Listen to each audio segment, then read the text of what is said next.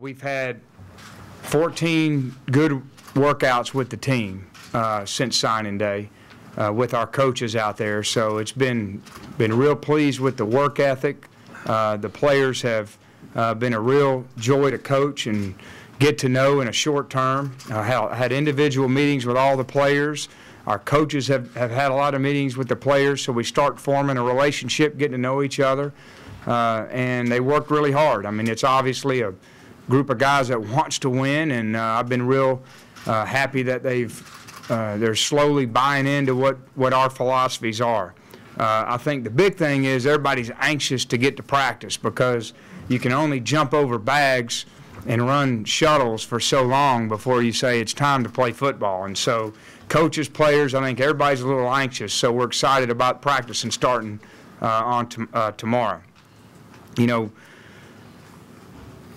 in everything we do, we'll have some kind of goals, some short-term, what are we trying to accomplish, and spring practice is no exception. It always starts with everybody improving fundamentally at their position.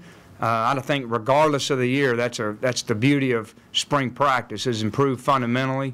Certainly, what's different about this year, it's going to be a great chance for our team to learn and digest and become experts at all of our systems on offense, defense, and special teams.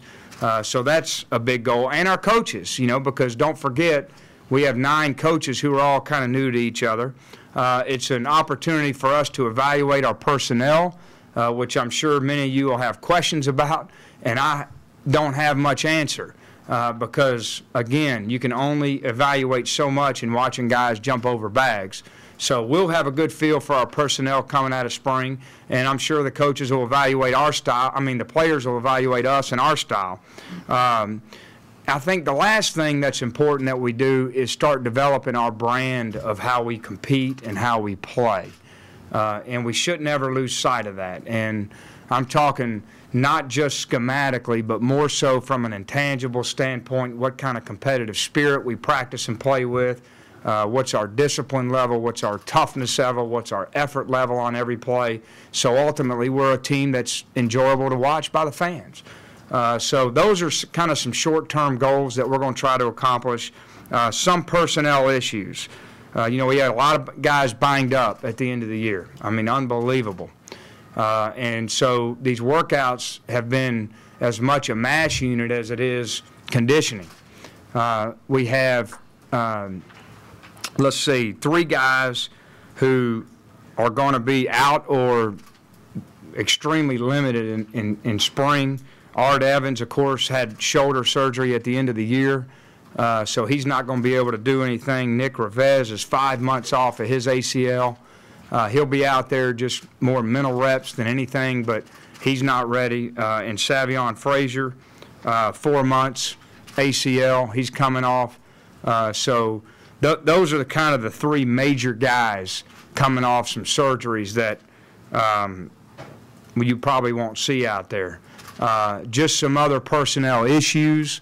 Aaron Douglas is working. He's got some personal business that he's been tending to, so he may not be out there for a couple of practices. I don't anticipate it being anything long term, but it is personal. And one thing that we're always going to do as coaches and in our program is support our players, because nothing's more important than their personal growth and their personal life. Will Brimfield is no longer on our team. There's sort of a parting of ways. You know, this is a tough football. College football's tough, and it's hard.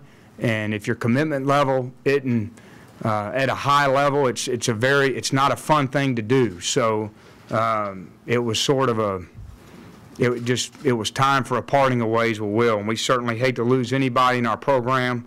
But I think there's always going to be some natural attrition given the competitive level of this this conference and this program. So with that, I'll open it up to questions, and we'll go from there.